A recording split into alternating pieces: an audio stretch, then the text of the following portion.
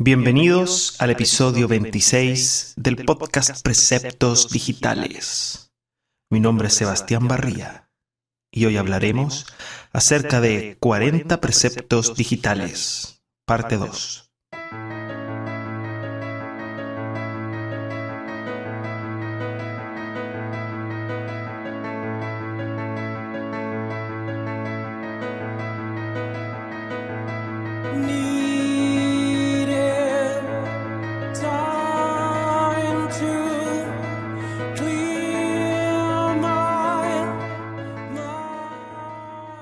La música que estamos escuchando de fondo corresponde a Anathema, la canción Everything, que hoy por hoy podría decir que es uno de mis grupos favoritos, o al menos está en la lista de los grupos favoritos que tengo.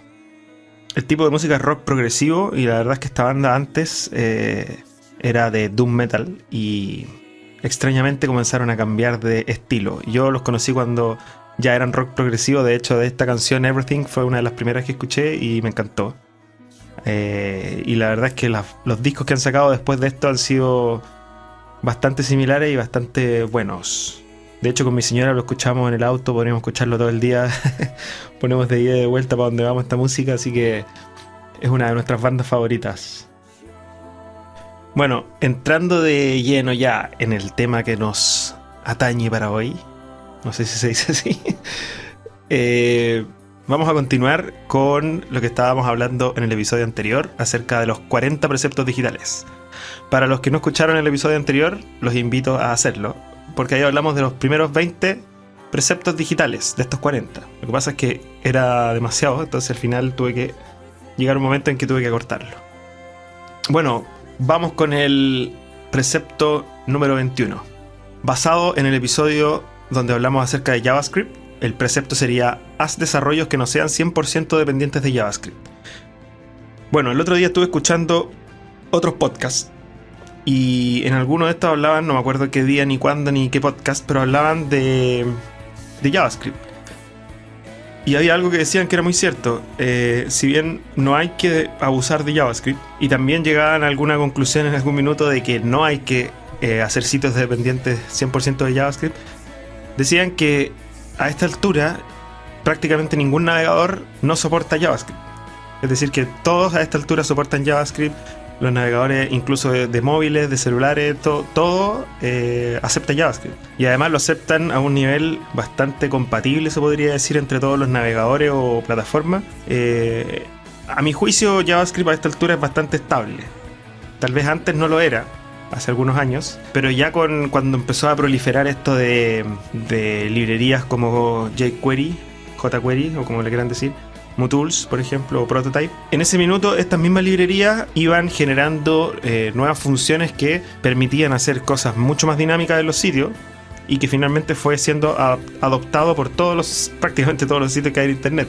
Y lo bueno es que muchas de estas funciones además permitían un nivel de compatibilidad que, si yo lo ejecuto en cualquier navegador, inclusive en Explorer 6 por ejemplo, estas funciones son compatibles con todos ellos y se ejecutan sin problema. Y no solo me refiero a animación, también por ejemplo a estas funciones de, no sé, por ejemplo de tomar un listado, estos combo box o un select, como se quiere llamar, e insertarle elementos. Entonces hay funciones específicas en estas librerías de JavaScript que permiten de manera fácil insertar elementos y además son compatibles con todos los navegadores. O sea, si es que hay un navegador que ocupa algún sistema diferente a otro, estas librerías ya vienen con eso incorporado y finalmente yo como programador tengo que aprenderme una cosa, no una versión para cada uno de ellos, lo cual es bastante positivo y simple en el fondo. A esta altura a eso voy, con que como que sea, gracias a estas librerías, como que se ha simplificado el uso de JavaScript. Y bueno, si bien el precepto es haz desarrollos que no sean 100% dependientes de JavaScript, yo mismo estoy dudando de lo que dije. Así que bueno, eso queda a decisión de ustedes. Yo creo que lo que sí hay que considerar es que no sean 100% de JavaScript en cuanto a la seguridad, pero sí en cuanto a la navegabilidad. O sea, prácticamente nadie deshabilita JavaScript por seguridad. O sea, con suerte la gente sabe cómo habilitar o deshabilitar JavaScript, ni las cookies ni nada de eso. Entonces son muy pocos los que habilitan o deshabilitan. Lo que sí importa es que cuando hagan sitios que dependan de JavaScript, lo revisen en todos los navegadores, sobre todo en los navegadores antiguos, que son los que podrían generar conflictos. Sobre todo en Explorers. Pues la verdad es que el resto de los navegadores no generan conflicto. Muy poco. Pero el Explorer es el caso complicado. Y bueno, cuando desarrollen, revisen. Así que así pueden hacer sitios 100% dependientes de JavaScript. Pero mientras esté bien revisado no hay problema. Y esto me da paso, lo que dije recién del tema de que no sean 100% dependientes de JavaScript en cuanto a la seguridad, al precepto 22. Valida cuando sea necesario por JavaScript, pero siempre valida en el servidor. Esto es súper importante. Yo puedo en un formulario de contacto pedir que ingresen un email. Y yo puedo validarlo por JavaScript, que el email sea válido. Pero yo no puedo asumir alguna dependencia de JavaScript en ese sentido. No puedo delegar mi seguridad en JavaScript. Porque como muchos de ustedes conocerán, simplemente con tener instalado el Firebug o abrir la consola que venga con cualquier navegador, que prácticamente a esta altura todos los navegadores ya tienen consola, es muy simple saltarse toda esta seguridad. Por ejemplo, si mi formulario de contacto al momento de enviarse pasa por una función de validación, yo puedo, por esta consola, simplemente sobreescribir esta función que valida y devolver true. Entonces, si tengo conocimiento de cómo funciona JavaScript y cómo funciona el sitio y le doy una vueltecita al código, voy a poder saltarme muy fácilmente la seguridad, entre comillas, que se pone. Al final, el JavaScript para los formularios, qué sé yo, no es seguridad, es comodidad. Y comodidad, en el fondo, más que para nosotros, porque nosotros igual tenemos que validar por PHP finalmente o por el lenguaje que sea en el servidor, es por comodidad del usuario. Porque si no existiese esta validación por JavaScript, al momento de enviar el formulario, el usuario tendría que esperar a que se recargue la página para recién enterarse de que hay algo que le falta. Entonces estas validaciones por JavaScript permiten hacer algo mucho más dinámico y más rápido. No tengo que ni siquiera enviar el formulario para darme cuenta. Así que bueno, es bueno validar por JavaScript, pero siempre validen a nivel de servidor. Precepto número 23. Aprende a distinguir entre el método get y el método post y en qué casos utilizarlos. Me parece que en algún episodio por ahí hablé específicamente de qué significa get y post. El lenguaje HTML me parece que es el protocolo HTTP, ahí no estoy muy seguro, pero tiene varios métodos para ejecutar las cosas. Uno es el método get, donde yo obtengo información. Otro es el método post, donde yo publico información. Generalmente la diferencia entre estos dos es que el método get se cargan las variables en la URL. Y generalmente se usa para cuando yo necesito obtener, por ejemplo, una noticia con el ID 14. Y esa variable yo se la estoy pasando a través de la URL porque estoy trabajando en método get, es decir, yo quiero recibir información. Pero cuando yo tengo un formulario de contacto, por ejemplo, y yo quiero publicar información en internet, o sea, en el fondo, postear información en internet o enviársela al servidor para que él la publique en alguna parte o la guarde o haga lo que tenga que hacer, ese sería método post. Y lo que pasa ahí es que yo no le envío las variables por la URL, sino que a través de un formulario que se completa, los datos se envían por método post, algo así como que se meten en un sobrecito, se carga la página siguiente con este post adjunto detrás. La manera más simple de distinguir si es que estoy en una página con método get o post es apretando F5 en el teclado o actualizar en el navegador. Si es que estoy en método get, simplemente va a recargar la página, porque las variables que pueda llegar a enviar están en la URL. Si es método post, el navegador me va a solicitar reenviar los datos. Eso quiere decir que los datos van adjuntos, por decirlo así, en un sobrecito escondido en alguna parte, junto con la carga de la página. E incluso hay que tener ojo ahí porque a veces es engañador que la URL puede incluir variables, o sea, un signo pregunta y alguna variable, y además tener método post. Así que bueno, para los que lo conocen, supongo que entenderán todo lo que digo. Tal vez algunos tengan más conocimiento de este tema que yo, pero lo importante es distinguirlos y saber cuándo usarlos. Sobre todo para dar seguridad a los usuarios. Obviamente yo no puedo hacer un formulario de login que los datos se envíen por método get y que aparezcan arriba en la URL, pero sí puedo hacer un buscador donde los datos sí se mandan en la URL. Precepto número 24. Utiliza max length y label for en los formularios. Seguimos con el tema de formularios y bueno, siempre hay buenas prácticas en estos casos y una de ellas es en todos los inputs que se pueda definir un max length.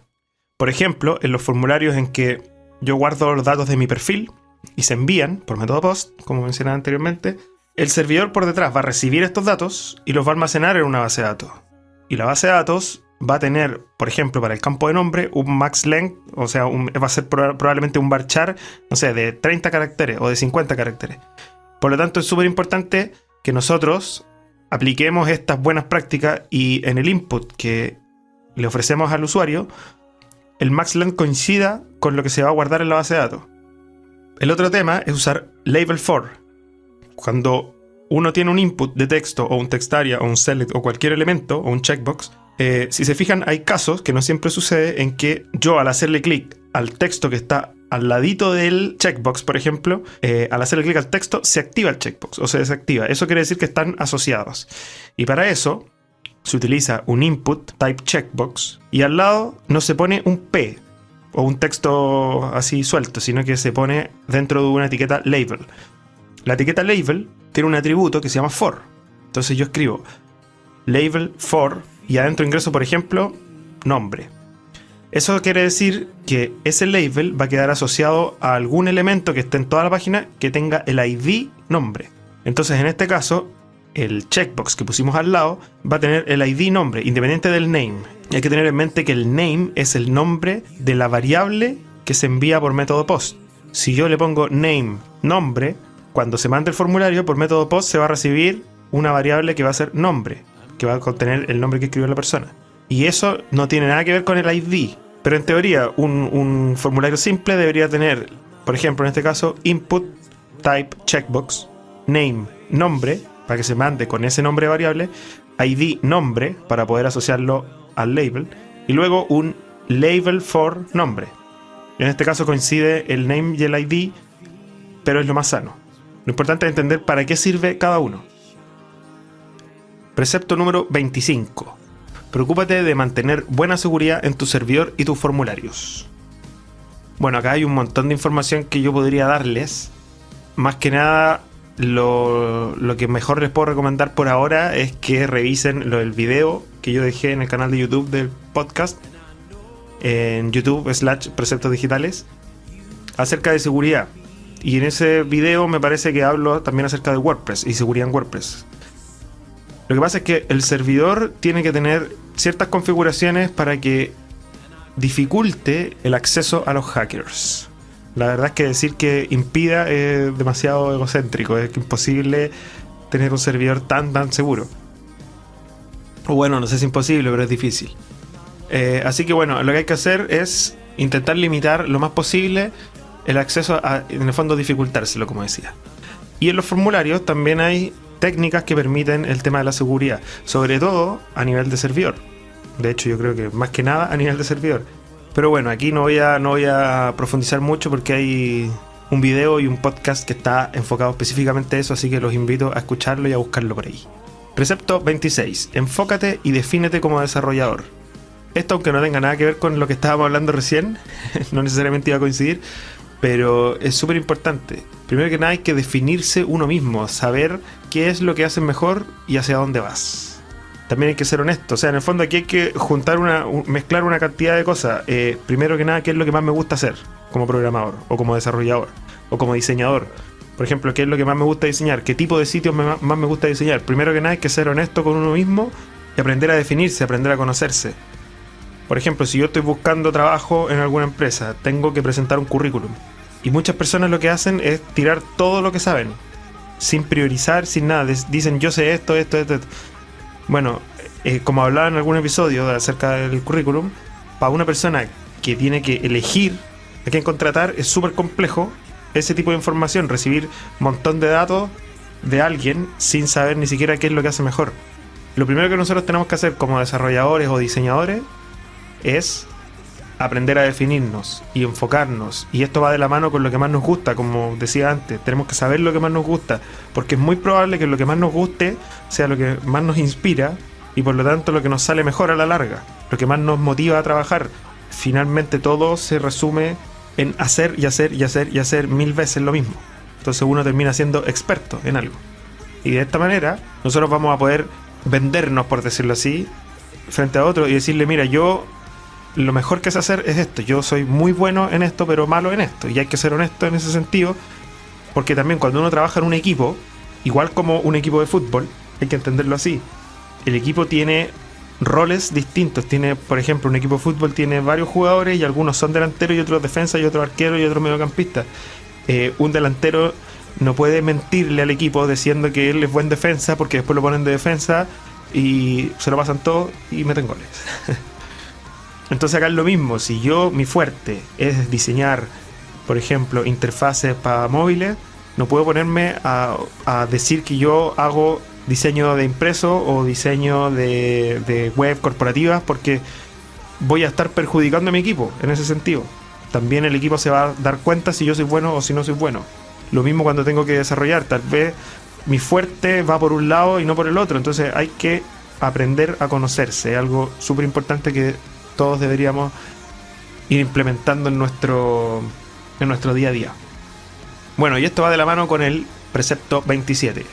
Hazte experto en tu área. ¿Y por qué digo esto? Porque pasa mucho en las empresas que de repente ellos necesitan, por alguna razón, tal vez hay menos trabajo o lo que sea, pero necesitan de repente echar a alguien. Aunque a nadie le guste esta palabra. Pero hay veces que las empresas necesitan reducir personal, por ejemplo. O hay veces en que el equipo no funciona y tienen que ver qué hacen. Entonces lo primero que van a hacer es que, como en todo, van a cortar por el lado más débil. Y el lado más débil significa que van a eliminar a las personas más prescindibles. Es decir, a los que tal vez no son expertos en algo. O si son expertos, no son expertos en lo que necesita la empresa. Entonces, yo como dueño de empresa puedo tener, no sé, 5 empleados muy buenos. Pero finalmente, si es que tengo que reducir personal, voy a eliminar al menos bueno o al más malo. O tal vez voy a ver cuál es el foco de mi empresa y voy a eliminar al que menos me sirva para los fines que necesito. Entonces es muy importante que ustedes se hagan expertos en su área, cosa que finalmente mi empresa dependa. O sea, por ejemplo, yo no sé si tengo un arquitecto de información que yo no pueda eliminar de mi grupo de trabajo a un arquitecto de información, porque esa persona es imprescindible para todos los proyectos que yo hago. Por lo tanto, yo lo primero que voy a hacer es mirar hacia el resto del equipo y a esa persona no la voy a tocar. Lo mismo va a pasar cuando alguien tenga que ir a pedir aumento de sueldo, por ejemplo. Si yo, por ejemplo, soy un jefe de equipo, pero mi trabajo lo hago muy bien y mi expertise es ser jefe de equipo y soy muy bueno, al momento de ir a chantajear, entre comillas, al dueño de la empresa y decirle necesito un aumento de sueldo o quiero un aumento de sueldo o me quiero ir a trabajar a otra parte, el dueño de la empresa va a hacer lo imposible para que esa persona se quede o dentro de su alcance, porque finalmente va a ser una persona imprescindible en el equipo, aunque en la realidad nadie es imprescindible. Yo puedo eliminarlo y contratar a otro, y esa es la mentalidad de muchas empresas. Pero un equipo bien conformado con buenas personas, es difícil que se dejen ir esas personas. Entonces finalmente, si yo soy una persona que sé un poquito de todo, pero no sé nada muy, muy bien, en algún momento me van a eliminar porque finalmente van a dejar a las personas que son muy buenas en algo. Bueno, dentro de todo, es una opinión muy subjetiva y muy personal. Mi mentalidad es que hay que hacerse experto en un área para poder convertirse en un elemento casi imprescindible. Pero claro, eso no significa que sea lo obligatorio. Cada uno tiene su forma. Precepto número 28. No tengas una mano muerta. No sé si escucharon por ahí el episodio donde hablaba acerca del mal de la mano muerta. Yo me he fijado un montón de gente que desarrolla, por ejemplo, programadores o diseñadores, diseñadores que diseñan con la mano derecha, por ejemplo, en el mouse y la mano izquierda en el bolsillo. Entonces finalmente es una mano muerta que podrían cortarle el brazo entero y no serviría de nada. Bueno, en el episodio en que hablo de eso creo que lo explico mejor. Pero finalmente es eso, hay que aprender a usar las dos manos, siempre una mano en el teclado y una mano en el mouse. Incluso las dos manos en el teclado para los programadores es muchísimo más eficiente y más rápido que una mano en el mouse y la otra en el bolsillo. Bueno, y para los diseñadores también, tener una mano en el teclado, hay muchos atajos, por ejemplo en Photoshop, qué sé yo, hay un montón de atajos de teclado y prácticamente la mitad de las tareas se hacen con la mano en el mouse. Así que es algo que deberían tener en mente. Fíjense un día, en el momento en que se acuerden, o ahora mismo mientras están escuchando el podcast, en caso de que estén trabajando o no sé, que estén haciendo algo en el computador, pero fíjense, hay mucha gente que está con la mano, o miren a sus compañeros de trabajo, no sé, en algún minuto. Hay mucha gente que sí tiene la mano en el mouse y la otra guardada, escondida en alguna parte, rascándose alguna parte íntima. No sé, pero hay que darle una posibilidad a esa mano de que se exprese, y eso nos va a aumentar un montón la velocidad de trabajo. Precepto número 29, que viene de la mano con lo que decía recién: aprende a usar atajos de teclado. Los atajos de teclado son lo más veloz que puede haber para poder trabajar. En mi caso, yo me considero una persona muy rápida para trabajar, y es precisamente porque en los pocos programas que uso me sé todos los atajos de teclado. Para mí es súper complicado cambiarme de... Yo uso Dreamweaver, por ejemplo, para desarrollar, y yo sé que Dreamweaver no es la mejor herramienta, pero como partí usándolo hace tiempo, a esta altura, después de varios años usándolo, ya me sé los atajos de teclado de memoria. Ya sé cuando empiezo a escribir un, no sé, div, espacio, ya sé lo que Dreamweaver me va a empezar a recomendar. Entonces yo aprieto div, espacio, A, enter, y empiezo a... porque ya sé que A va a corresponder a algo, no sé, o ahref, escribo A espacio H, ya sé que al apretar enter me va a marcar el ahref, me va a abrir las comillas. Entonces yo llega un momento en que, utilizando solamente estos atajos de teclado o estos como ayudas rápidas del programa que yo estoy utilizando, yo prácticamente puedo empezar a programar a ciegas, o sea, sin mirar la pantalla, y eso aumenta muchísimo la velocidad. En el caso de programas como Photoshop, por ejemplo, claro, hay mucha gente que aprieta archivo, guardar para web y no sé qué, y cada vez hace clic en archivo, va haciendo 2 clics y tiene que mover el mouse. Estamos hablando de probablemente de milisegundos de diferencia, pero resulta que si uno suma un proceso de trabajo de media hora, probablemente si uno ocupa atajos de teclado se va a demorar 25 minutos o 20 minutos. Entonces es algo súper importante y que quiero recalcar mucho, por eso lo vuelvo a repetir una y otra vez. Precepto número 30. Intenta teclear mirando la pantalla lo menos posible. Bueno, la verdad es que, como se darán cuenta, estoy hablando más o menos lo mismo, solamente que lo estoy formalizando en un precepto, pero todo va de la mano. La mano muerta, aprender a usar los atajos de teclado con la mano muerta, teclear mirando la pantalla lo menos posible, es porque en el caso, por ejemplo, de los programadores o maqueteadores, los mismos software que usemos para programar o maquetear te facilitan la tarea, entonces te van ayudando, y mientras nosotros le sigamos el flow, por decirlo así, le sigamos el juego a estos programas, se van a dar cuenta que va a empezar a fluir y van a empezar a maquetear rápido y avanzar rápido. Precepto número 31. Separa la funcionalidad del HTML con la del CSS. También hay un episodio, me parece, donde menciono cuál es el rol del HTML y el rol del CSS. En la práctica, el HTML es para la semántica y el CSS es para los estilos. La historia de todo esto parte de un principio cuando se trabajaba con HTML4, y en esa época me acuerdo que se trabajaba con tablas. Y en esa época existían las propiedades que todavía existen, pero ya no se usan.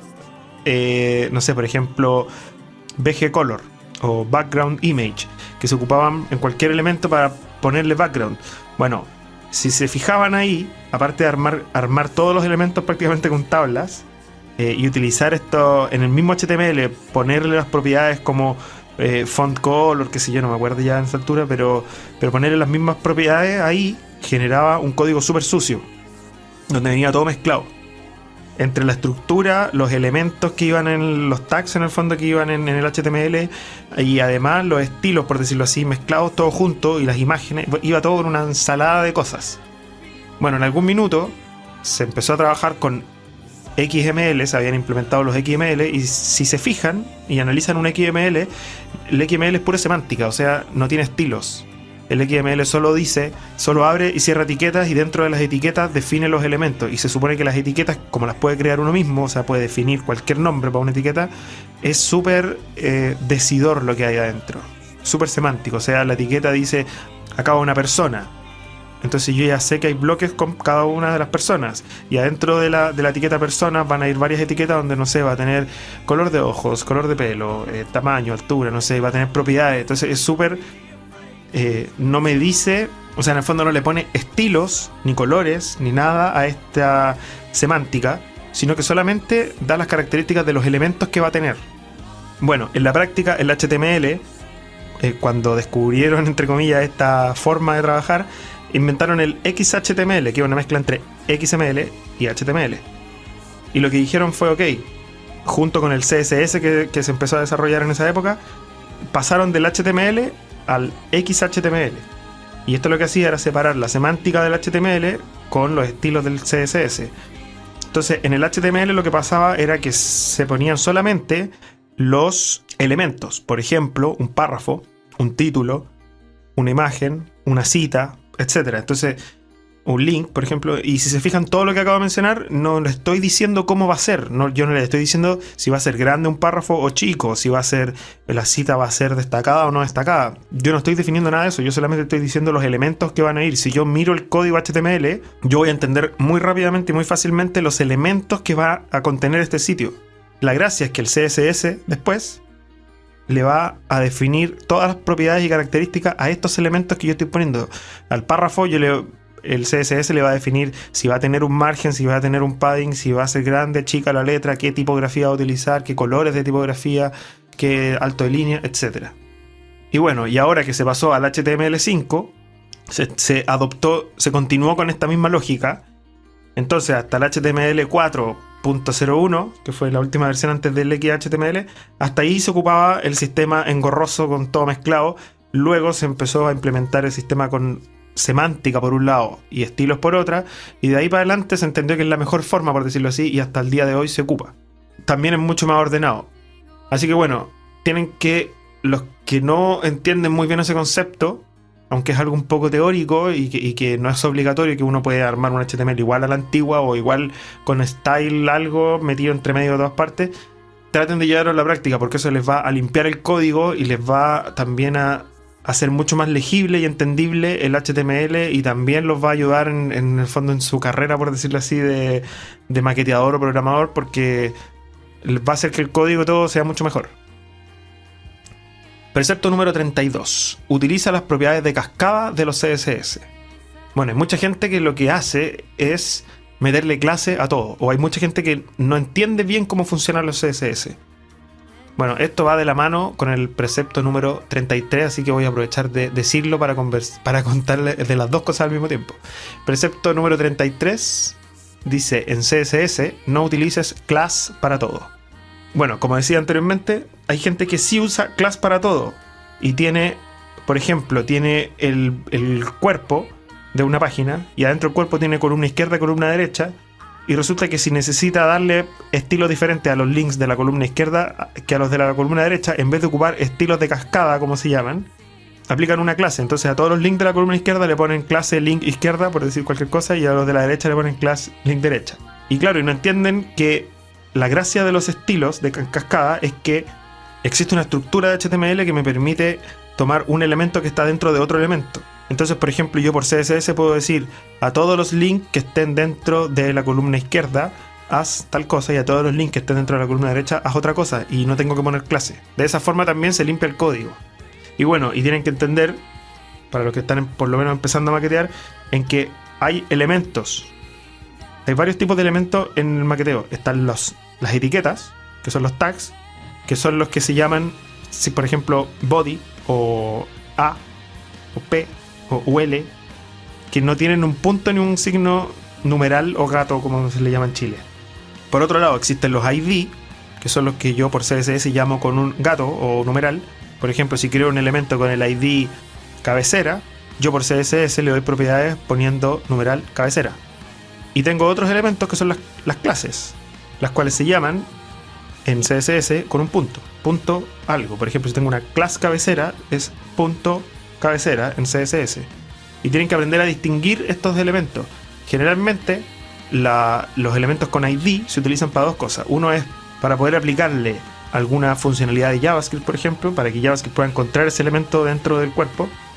O la otra es para dar características de algún elemento estructural. Por ejemplo, yo lo que siempre genero en un principio cuando voy a maquetear algo es generar dentro del body un div ID contenido. Eso quiere decir que ese es el elemento estructural que contiene todo. Luego de eso yo creo un div ID cabecera, un div ID cuerpo, un div ID pie. Dentro de la cabecera probablemente genere un div ID logo, un div ID, no sé, redes sociales en caso de que estén los links, un div ID menú. Si se fijan, yo primero creo todos los ID que son los elementos únicos. El ID, al igual que la cédula de identidad, el carnet de identidad, el número, el DNI o como se llame, es un dato único. No pueden haber en una página dos elementos con el mismo ID porque son datos únicos, son identificadores. Clases pueden haber miles. Entonces ese es el tema. Si ustedes por definición quieren poner class cabecera, eso quiere decir que yo en teoría podría tener 20 cabeceras. O sea, así lo voy a entender yo. Si yo veo un HTML que tiene una class cabecera y class pie, yo asumo que en alguna página podrían haber 2 pies, o 3 pies, o 5 pies distintos. Entonces eso es lo que hay que tener cuidado. A pesar de que se puede hacer todo con puras clases, pero hay que aprender a manejar esto, a manejar los ID cuando correspondan y las clases cuando correspondan. Precepto 34. Aprende a distinguir los distintos tipos de elementos y etiquetas que se manejan en el HTML. Bueno, ya hablamos de los tags, los ID y las clases, pero también hay distintos tipos de elementos, que son los elementos que en el fondo se comportan de distinta manera. Por ejemplo, los elementos de bloque y los elementos de línea, que corresponden a cuando yo pongo en CSS display block o display inline. Hay otros tipos de display, los de table, pero en general los más comunes son de bloque o de línea. De bloque significa que va a ocupar un bloque completo, por ejemplo un div. Si yo en un HTML pongo div y adentro de ese div escribo palabra 1, cierro el div y abro otro div y pongo palabra 2, cierro el div, cuando yo lo vea en un navegador me va a quedar palabra 1 arriba y palabra 2 abajo. Porque eso es un elemento, el div en sí es un elemento de bloque que tiene por definición un display block. Por otro lado, si yo pongo un P, también se va a comportar igual. Pero si yo pongo, por ejemplo, un span o un A, con lo mismo, palabra 1, palabra 2, dentro de 2A, lo que va a pasar es que palabra 1 va a quedar al lado de palabra 2. O sea, va a quedar palabra 1 primero, va a decir palabra 1, palabra 2, todo junto. Es porque los elementos son elementos en línea. Y hay conceptos que van asociados al comportamiento de en línea o comportamiento de bloque. Por ejemplo, los H1, H2, H3, etc. son elementos de bloque. Los P son elementos de bloque. Los A son elementos en línea. Entonces, si yo, por ejemplo, abro un A y adentro de ese A yo pongo un H2, en teoría estoy mal. Estoy como entendiendo mal el concepto, porque estoy metiendo un elemento de bloque dentro de un elemento de línea. Eso no se puede hacer por definición de la W3. Cuando yo valido después el sitio me va a alegar y me va a decir esto es inválido.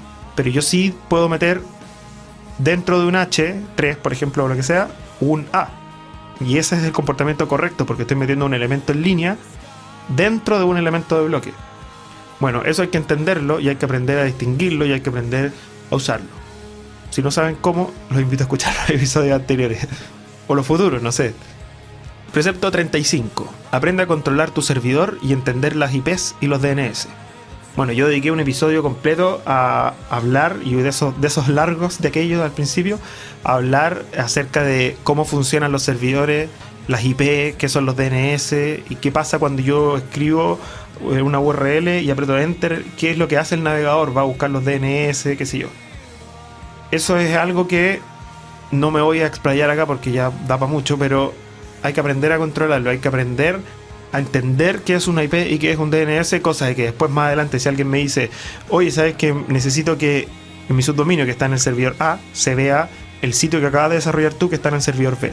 Bueno, si yo entiendo bien cómo son las IP y los DNS y los tipos de registro y todas esas cosas, voy a poder solucionar el problema. Si no, probablemente me voy a partir la cabeza y no voy a lograr nada. Precepto 36. Mantén optimizadas tus bases de datos. Hay muchos desarrolladores que hacen buenas implementaciones, tal vez pueden hacer bases de datos óptimas, pero resulta que las bases de datos con el tiempo van generando basura. Por ejemplo, mientras yo hago insert en una tabla, en una base de datos MySQL, yo puedo hacer 20.000 insert y no tengo ningún problema. Puedo hacer 20.000 consultas y no tengo ningún problema. Pero cuando yo empiezo a eliminar datos, sí tengo problemas porque por alguna razón que desconozco, como funciona MySQL, por ejemplo, va dejando datos residuales, que finalmente son datos que hay que en algún minuto limpiar y eliminar. Bueno, esos datos, mientras no se eliminen, van a ir a la larga generando mal comportamiento de la base de datos, por decirlo así. Es más datos que están guardados y que el motor tiene que mover ahí, tanto mezclado entre medio. Bueno, hay funciones y hay métodos para poder mantener optimizadas estas bases de datos y limpiarlas. Y aparte de esos métodos y esos sistemas de optimización que son intrínsecos o vienen con cada motor de bases de datos, tendrá su sistema diferente, hay que tener siempre en la mente el tema de optimizar las bases de datos. ¿Qué tipos de datos voy a crear, por ejemplo, para guardar un nombre?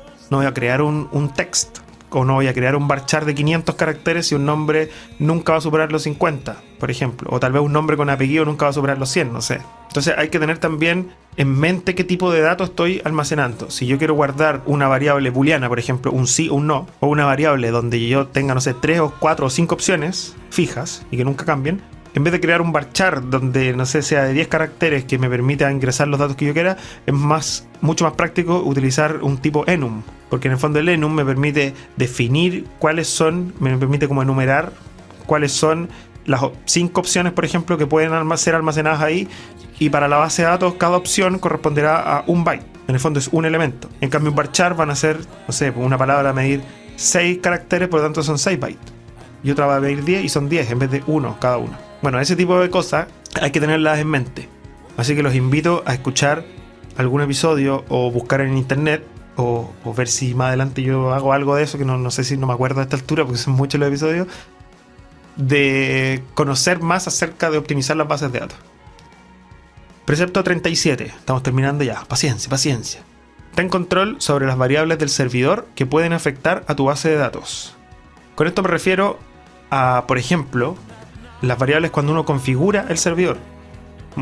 Es muy probable que todos trabajen, o muchos trabajen, con servidores compartidos o servidores sobre los cuales no tengan un nivel de control de lo que están haciendo. Pero hay que tener en mente que los servidores, por ejemplo, tienen variables de bases de datos, como por ejemplo las conexiones máximas simultáneas, o por ejemplo los timeouts, que muchas veces pueden generar muchos problemas. Por ejemplo, cuando uno quiere importar a un... O sea, en mi caso, por ejemplo, trabajo mucho con PHPMyAdmin, porque a la mano te permite hacer un montón de cosas, de hecho casi todo. Pero me pasa que de repente hay bases de datos que pesan, no sé, 5 megas, y resulta que cuando le pongo a examinar y la quiero subir, para poder importarla y configurar la base de datos, el sistema se cae. Y se cae finalmente por el timeout, que está definido a nivel de servidor. El servidor tiene un timeout de, no sé, 30 segundos, y resulta que la base de datos, como pesaba más, o tal vez mi conexión era muy lenta, nunca se alcanzó a subir. Entonces ese tipo de cosas hay que contemplarlas. Yo la otra vez, por ejemplo, estaba intentando configurar un Moodle, esta plataforma de educación, y resulta que la instalación del sistema de Moodle en la base de datos era un parto, una tortura. O sea, eran no sé cuántos minutos, un montón de, como 300 o 400 tablas dentro de la base de datos. Entonces finalmente se me cayó el sistema por el problema del timeout, y aunque traté de aumentarle el timeout, nunca lo pude hacer vía la instalación del sitio, ni tampoco vía PHPMyAdmin. Finalmente terminé metiéndome al SSH, que es como la que corresponde a la consola del servidor. En el fondo me metí como al DOS, por decirlo así, para los que se acuerdan del DOS. Y desde ahí tuve que hacer la instalación para poder bypassear este problema del timeout. Así que bueno, esto es algo que tal vez no les ha tocado, pero es muy probable, si trabajan en esto, que algún día les va a tocar y van a tener que aprender a resolverlo. Así que lo más sano es que al menos sepan modificar el php.ini y sepan dónde está en su servidor que sea, para poder a futuro, cuando haya que meterle mano, sepan dónde meterle mano. Precepto número 38. Usa limit para optimizar tus consultas. Yo la verdad no conozco otras bases de datos que no sean SQL o MySQL, pero sí sé que en ambos casos se ocupa limit. En MySQL se llama limit, y en SQL Server, bueno, no recuerdo exactamente cómo se llama en este minuto, pero existe también la misma lógica. El por qué hay que usar limit es por un tema de optimización. Por ejemplo, si yo quiero hacer una consulta en la base de datos y resulta que tengo 2 millones de registros, pero yo quiero buscar una persona que se llama, algo más específico, alguien con el email pedro@gmail.com. Entonces, si yo hago una consulta en la base de datos, select asterisco from usuario, no sé cómo se llamará, where email sea igual a pedro@gmail.com. Lo que voy a estar haciendo ahí es que el sistema va a empezar a recorrer una por una cada una de las personas que existen en esta base de datos, y resulta que en algún minuto lo va a encontrar. Pero si yo no utilizo el limit 1, aunque yo sé que en ese caso, por ejemplo, que el mail en este caso es único, el sistema va a seguir buscando. Por ejemplo, supongamos que lo encuentre en la posición número 10, haya sido uno de los primeros que está guardado, y resulta que hay 2 millones, el sistema tal vez en el 0,001 segundo encontró a Pedro, y resulta que la query se demoró 3 segundos, por decir cualquier cosa, porque estuvo el resto del tiempo buscando hasta el final de la base de datos a ver si encontraba otro Pedro. gmail.com. Entonces, bueno, hay que usar limit cuando se pueda para poder evitar que el motor de MySQL siga buscando elementos que nunca van a existir. En el fondo, alivianémosle el trabajo. Siempre que, y esto se aplica para todo lo que desarrollen tienen que pensarlo en que sea óptimo. Hay mucha gente que por seguir desarrollando lo que está haciendo tal vez está apurado, pero no se preocupa de tal vez demorarse 2 minutos más, pero intentar optimizarlo o googlear a ver si lo que está haciendo es lo mejor. Creo que un buen desarrollador o programador tiene que intentar hacer ese tipo de cosas, darse un poquito más de tiempo tal vez y demorarse un poquito más, pero con el tiempo ir optimizando lo que hace e ir mejorándolo. Precepto número 39. Aprende a utilizar SSH para tareas más complejas y lentas.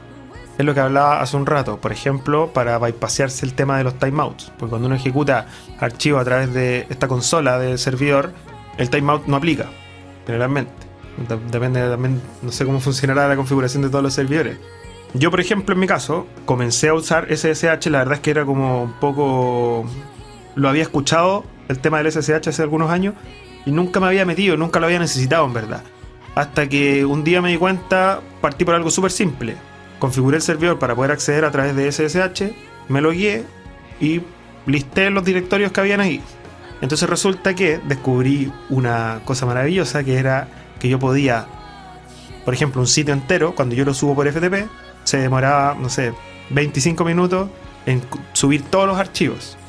Porque en el fondo, cada archivo que se sube debe abrir una conexión, o sea, en el fondo presentarle como su identidad al servidor y decirle, ok, te voy a enviar un archivo. Bueno, mándame el archivo.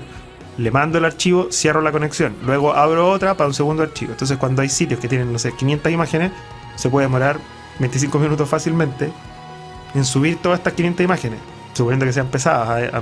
Además de cada una de las conexiones que hay que abrir y cerrar, hay un peso de archivo. Bueno, en algún minuto lo que hice fue zipear todos estos archivos y subir por FTP un solo archivo. Por lo tanto, se abre una pura conexión y luego todo el resto del tiempo se sube y se demoraba, en vez de 25 minutos, 1 minuto o 2 minutos. Entonces, una vez que estaba el archivo arriba, en la consola de SSH escribía ls, enter y me listaba los elementos que habían. Y luego simplemente ponía unzip para descomprimir, espacio, el archivo que acabo de subir, enter, y se descomprimía el archivo. Entonces me empecé a darme cuenta que podía ahorrarme, no sé, 25 minutos de tener que esperar a que todos los archivos de un sitio se suban. Bueno, así también, eso es como lo básico, con eso yo partí descubriendo esta cosa del SSH.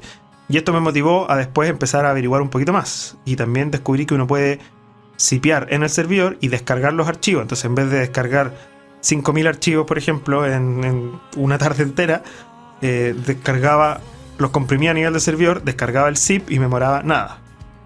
Hay muchos sitios que, por ejemplo, tienen esto del cPanel, y ese tiene como una interfaz de un supuesto FTP donde me permite comprimir archivos. Bueno, en esos casos, cuando no hay SSH, por lo menos se puede comenzar a trabajar con ese tipo de cosas para optimizar tiempos.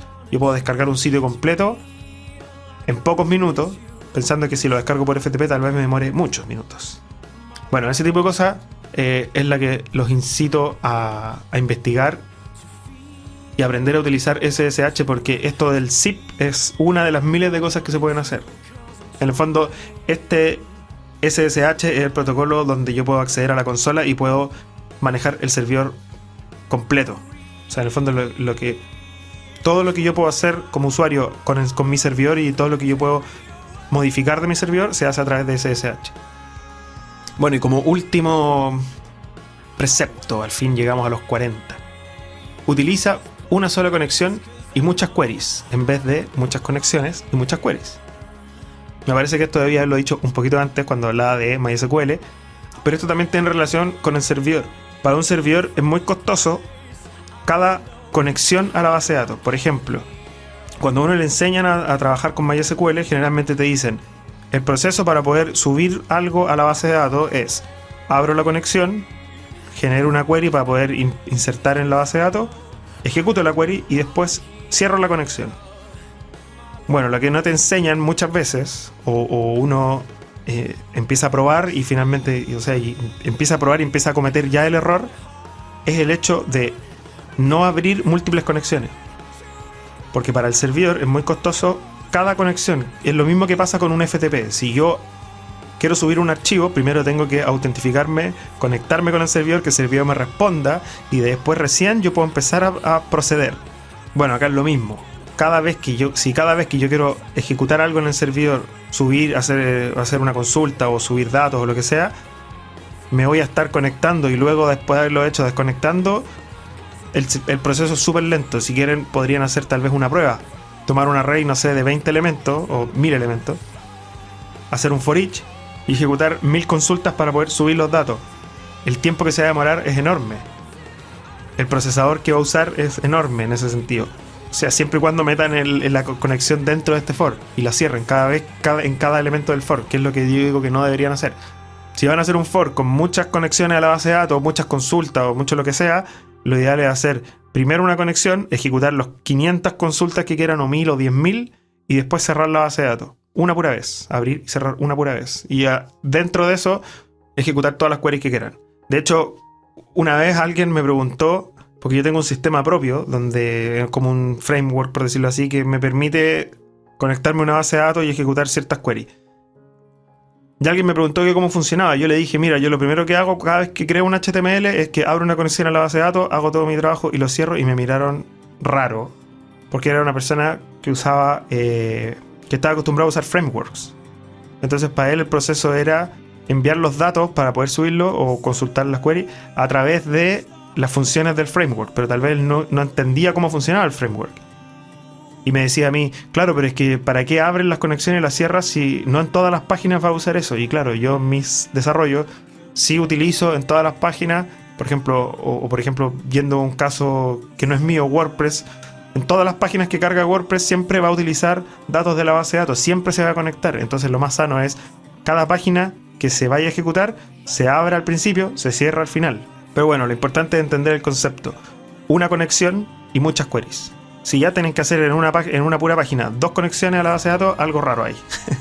Piénselo de nuevo y vean el código. Bueno, hemos llegado finalmente, en un episodio bastante más largo de lo que yo pensaba, a los 40 preceptos digitales. Estos 40 preceptos han sido algo así como especie de resumen de los 25 episodios anteriores, 24, hasta antes del episodio anterior donde comencé hablando de los preceptos. Y bueno, pretendo de ahora en adelante continuar con el tema de los preceptos al final de cada episodio, donde hable de algún tema en específico o algún tema que amerite definir un precepto al final. Voy a acordarme de ahora en adelante para no tener que hacer un episodio resumen como este. Bueno, quedan muchos temas pendientes todavía por hablar a futuro, como por ejemplo accesibilidad o arquitectura de la información, o más temas de seguridad o de diseño. Tampoco he hablado de Flash, así que la verdad es que tengo muchos episodios todavía por delante, tengo muchos temas en mente y de a poquito vamos a ir desarrollando los temas. Como siempre, los invito a todos a interactuar y seguirnos en redes sociales, en Twitter, @preceptdigitales, y en Facebook, /preceptosdigitales. Ingresar al sitio web preceptosdigitales.com, y si es que escuchan desde algún software o de iTunes, por ejemplo, el podcast, si están suscritos, los invito también a calificarlo, ponerle estas famosas estrellitas, porque eso nos va a ayudar también a llegar a más personas. Así que si ustedes están escuchando el podcast y les gusta, los invito a apoyarnos. También los invito a registrarse en vip.preceptosdigitales.com y a echarle una miradita y suscribirse al canal de YouTube. Eso es todo por este episodio y los dejo ahora con un poquito más de música, algunos minutillos de Anatema. Que estén bien, nos vemos la próxima semana y esto fue Preceptos Digitales.